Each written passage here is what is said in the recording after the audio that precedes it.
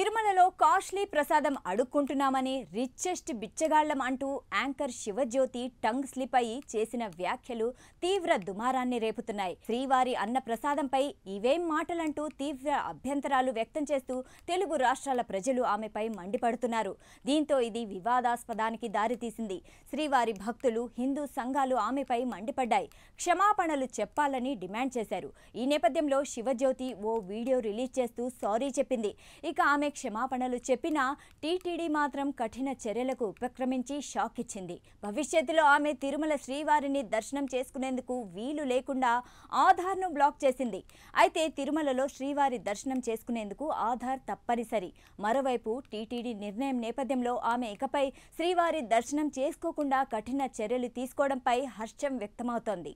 అయితే ఇటీవల శివజ్యోతి తిరుమల శ్రీవారి దర్శనానికి వెళ్ళింది. దర్శనం కోసం క్యూ లైన్లో నిలబడి ఈ సందర్భంగా అన్న ప్రసాదం తీసుకుంటూ కాస్ట్లీ ప్రసాదం, మేము రిచెస్ట్ బిచ్చగాళ్లం అంటూ కామెంట్స్ చేసింది. ఈ వ్యాఖ్యలు వివాదాస్పదమయ్యాయి. దీనిపై పెద్ద ఎత్తున విమర్శలు వెల్లువెత్తాయి. దీంతో శివజ్యోతి ఓ వీడియో విడుదల చేసి క్షమాపణలు చెప్పింది. తిరుమల ప్రసాదం గురించి నేను చెప్పిన పదాలు చాలా మందికి బాధ కలిగించాయి. ఎవరైనా హర్ట్ అయి ఉంటే నిజంగా క్షమించండి. వివరణ ఇవ్వకముందే ఇదే నా తొలి మాట. రిచ్ అని అన్నది 10,000 L1 లైన్లో నిల్చున్నాం అనే ఉద్దేశంతో మాత్రమే. కాస్ట్లీ లైన్ అనే దాన్ని అలా మాట్లాడను, కానీ నా ఇంటెన్షన్ అది కాదు అని చెప్పుకొచ్చింది.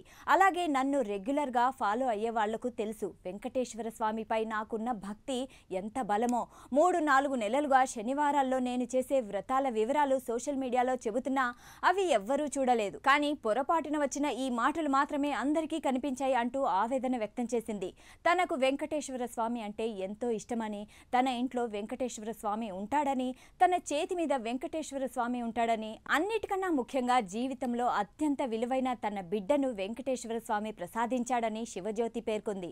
తాను అన్ని మతాల దేవుళ్లను గౌరవిస్తానని, తెలియక పొరపాటున మాటలు బయటికి వచ్చాయని, కేసును పెడతామన్న భయంతో కాదు, తనకు కూడా ఆ మాటలు పలకకూడదన్న భావన కలిగిందని ఈ వీడియో పెట్టినట్లు తెలిపింది. చివరగా టీటీడీ సభ్యులు సహా తన మాటలతో బాధపడిన ప్రతి ఒక్కరికి మరోసారి క్షమాపణలు చెబుతూ ఇలాంటి తప్పు ఇక మళ్లీ జరగదని హామీ ఇచ్చింది.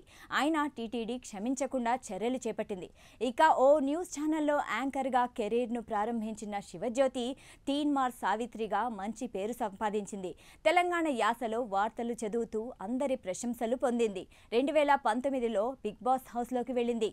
ప్రస్తుతం పలు టీవీ షోలు, ఈవెంట్లకు హాజరవుతుంది.